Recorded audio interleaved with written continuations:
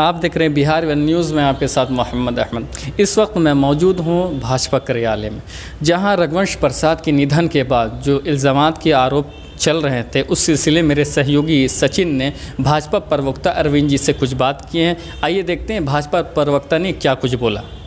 रघुवंश प्रसाद जी के लेकर रघुवंश प्रसाद जी के निधन पर भाजपा कोई षड्यंत्र कर रही है, जेडीयू को षड्यंत्र कर रही है, तो इस पर आप क्या कहना चाहेंगे? देखिए, ये आरजेडी का एक चुनावी मुद्दा है, ऐसी कोई बात नहीं है। रघुवंश बाबू आहत थे और उतने बुजुर्ग व्यक्ति, उतने सम्मानित व्यक्ति, जिनको पार्टी ने सम्मान देकर इतने दिनों लाया, लेकिन अंत समय में उन्हें सम्मान नहीं देकर उनके लालू जी के लड़कों ने, किसी ने कहा कि एक लोटा पानी के बराबर हैं। तो ये हमारा उसमें अंदरूनी कोई मामला ही नहीं है।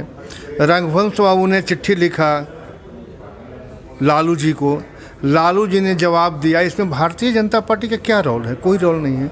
हम तो ऐसे व्यक्ति से आहत हैं कि उतने बड़े व्यक्तित्व, वैसे व्यक्ति जिनको पूरा देश सम्मान दे रहा है और जिस दल से वो बिलोंग करते हैं, जिस दल से आते थे, उस दल के लोगों ने ही अपमानित करने का काम किया। वीरेंद्र के द्वारा कहा जा रहा है कि ये एनडीए का षड्यंत्र है जो चिट्ठी को लेकर। उसमें हम हैं कहाँ?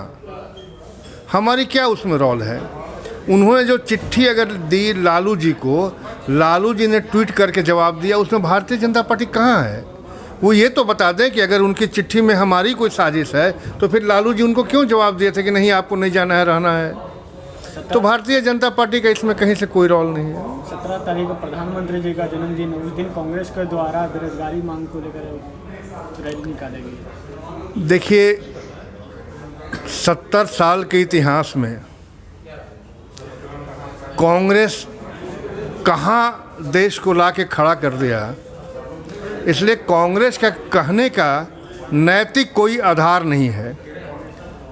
भारतीय जनता पार्टी की जब से सरकार बनी है, भारतीय जनता पार्टी चाहे वो प्राइवेट सेक्टर हो या सेल्फ एम्प्लॉयमेंट की बात हो, वो इस तरह की रोजगार सृजन कर रही है जिससे हर एक युवक आत्मनिर्भर हो सके। टेक्नोलॉजी के क्षेत्र में या बिजनेस के क्षेत्र में हो, बहुत सारे स्टार्टअप जिनको सरकारी सहायता दी जा रही है। तो इसलिए भारतीय जनता पार्टी ऐसा कतई नहीं है कि बेरोजगारों के रोजगार देने के लिए इतने सारे अवसर दिए हैं, और हमें लगता है कि इस पर नैतिक रूप से कांग्रेस का बोलने का कहीं कोई नैतिक अधिकार नहीं है। सर, लेकिन कांग्रेस बोल रही है कि कोरोना के कारण लगभग 2 करोड़ नौकरी बीजेपी ने छीन ली है, तो इस पे आप क्या कहना चाहते हैं? अच्छा, कोरोना केवल भारत के लिए तो है नहीं, कोरोना एक वैश्विक चीज़ है, और उसमें क्या रोल है? भारतीय जनता पार्टी क्यों छीन लेगी? कैसे छीन लेगी? पूरा विश्व ठप है। पूरी विश्व की स्थिति क्या है, हमें नहीं लगता है कि आम जनता से छुपी हुई है। वैसे समय में भारत और भारतीय जनता पार्टी के सरकार ने जो काम किया है कि आज भी हम वैसी स्थिति में नहीं है। कई अन्य देश जहां भूखमरी के शिकार हैं, भारत ने, हिंदुस्तान ने, यहाँ की सरकार ने आवाम को जितना हजारों हजार करोड़ की सहायता पहुंचाकर उनको एक स्टेबल किया है। तो कोविड के समय में सरकार जितना संवेदनशील रही है, हमें लगता है इस पर राजनीति नहीं होनी चाहिए। सर, कोविड के समय आप बोल रहे राजनीति नहीं होनी चाहिए, लेकिन जो प्रतिपक्ष नेता है वो बोल रहे हैं कि जीडीपी गिर गया है, सिर्फ भाजपा के कारण ही ये सब हुआ है, कोविड का उसमें कोई हाथ नहीं होना चाहिए। जीडीपी का मतलब अपोजिशन समझते हैं।